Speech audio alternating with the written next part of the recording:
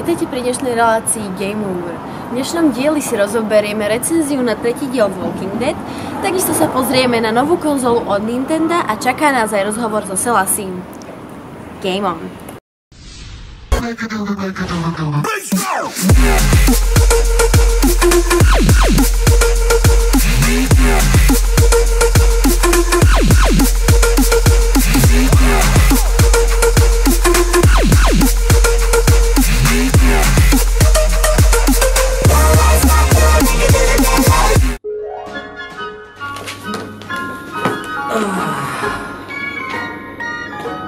Demo?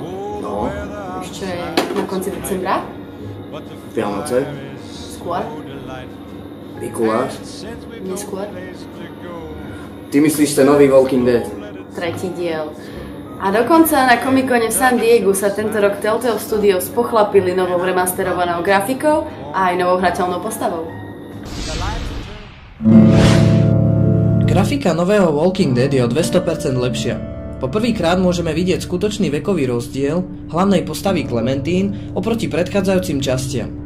Tvorcovia sa však snažili k príbehu prilákať aj nových hráčov, ktorí o Clementininom príbehu nemajú ani potuchy. Čerstvou tvárou príbehu je aj nová hrateľná postava Javier. Vraj sa len snaží držať svoju rodinu pokope, ale aj samotnými tvorcami je popisovaný ako pán tajomný. Aj keď budeme môcť hrať ako za Clementine, tak za Javiera, na klasické prepínanie postav v rovnakom časovom úseku budeme môcť zabudnúť. Pred približne mesiacom som sa na YouTube stretla s reklamou na hru Black Hole. Spočiatku som vážne netušila, o čo ide. Potom sme tam zaregistrovali hlasy známych youtuberov. Tak sme to srandy stiahli, zaplatili sme tých 5 € na Steame, že čo to bude. Poviem vám, že to poriadna rageovka. Ale viac by nám o tom už vedel povedať dnešný host. Chcem privítať Selassiho. Čaute, ahojte. Vítaj u nás. Myslím, že teba ako osobu vážne treba predstavovať. Si veľmi známa slovenská youtuberská elita. Máš teraz niečo za 440 000 odoberateľov. Čo by si nám vedel ty o tejto hre povedať? No tak ja som bol do tejto hry zapojený ako jedna z postav vlastne, ktorú musí hlavná postava, čiže hráč, nejako zachrániť, pretože išli v takej tej svojej lodi, tá loď vybuchla, stratila sa v tom Enderi, alebo Éteri, no teraz neviem presne, si nespomínam. A vlastne všetky postavy, jak som bol ja, Smusa, House, Ati a to tam ešte bol Nayfake, tak sa vlastne stratili v rôznych svetoch. No a hráč počas tej hry chodí po tých svetoch a vždycky ho ten jeden youtuber ako keby sprevádza a jeho hlavnou úlohou je poskladať všetky časti lode a spoločne všetkých youtuberov aj spolu s ním odniesť naspäť. A ako sa ty dostal v takémuto, dá sa povedať, väčšiemu projektu alebo veľkému projektu? No tak už mám za sebou aj väčšie projekty, odkedy táto hra vyšla, lebo je už taká trošku staršia. Samozrejme. Ale oslovil ma vlastne typek, ktorý to robí, Fiola Soft Studio v podstate, a hlavný typek je tam Fiola a ja ho poznám už veľmi dlho. On má takú aj showku, že Indian na českom YouTube. Tak sa ma spýtal, že či do toho nejdem, ja som povedal, že že vyzerá to zaujímavo, že proste budem mať vlastný charakter v hre a budem ho aj dabovať. Takže mega príležitosť, tak som si povedal, že musím ísť do toho. A si spokojný s tým, ako to celé dopadlo? No jasné. Hlavne ma to aj mega bavilo dabovať, lebo to bolo vlastne také moje úplne prvé dabovanie v živote.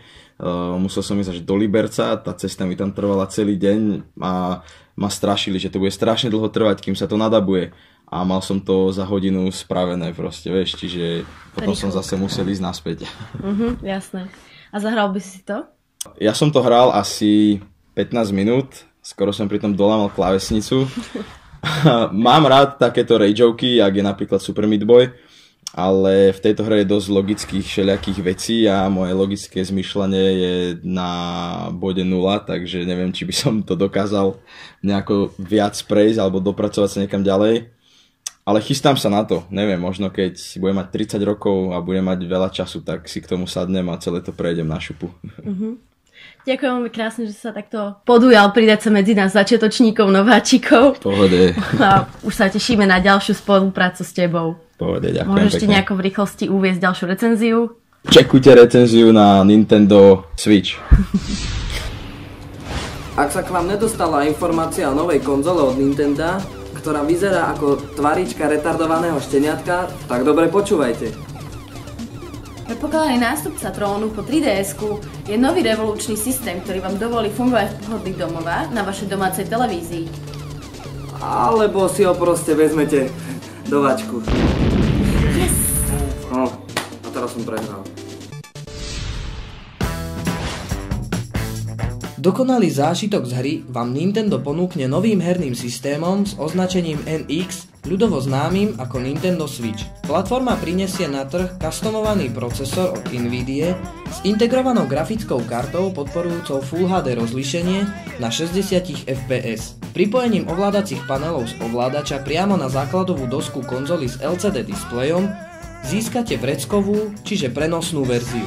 Ázijskí kolegovia uvažujú aj o tvorbe kompatibility z VR, čo však bohužiaľ zamietli, bola spätná kompatibilita s hrami na staršie platformy.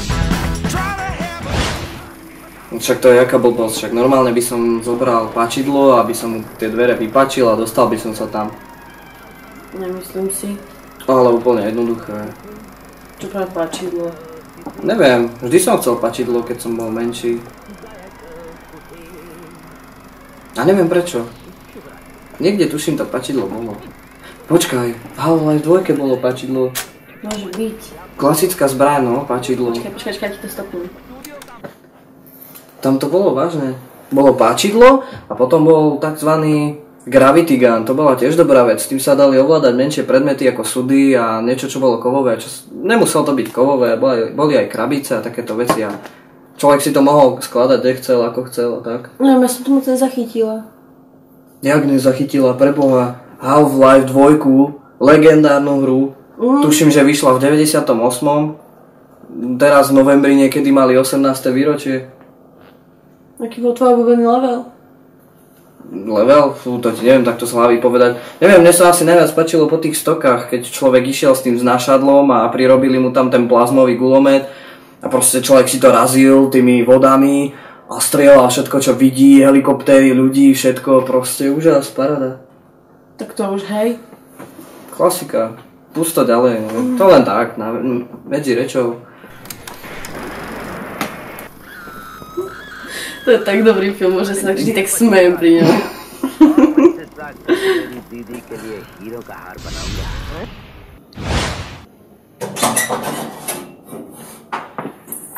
Dobrý film celkom. Hej! V pohode. Trošku krvák, ale nevadí. Nevadí.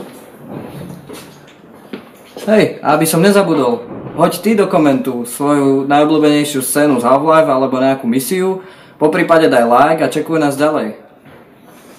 Ďakujeme za pozretie. Vidíme sa. Hraniu česť a vývojárom zdar.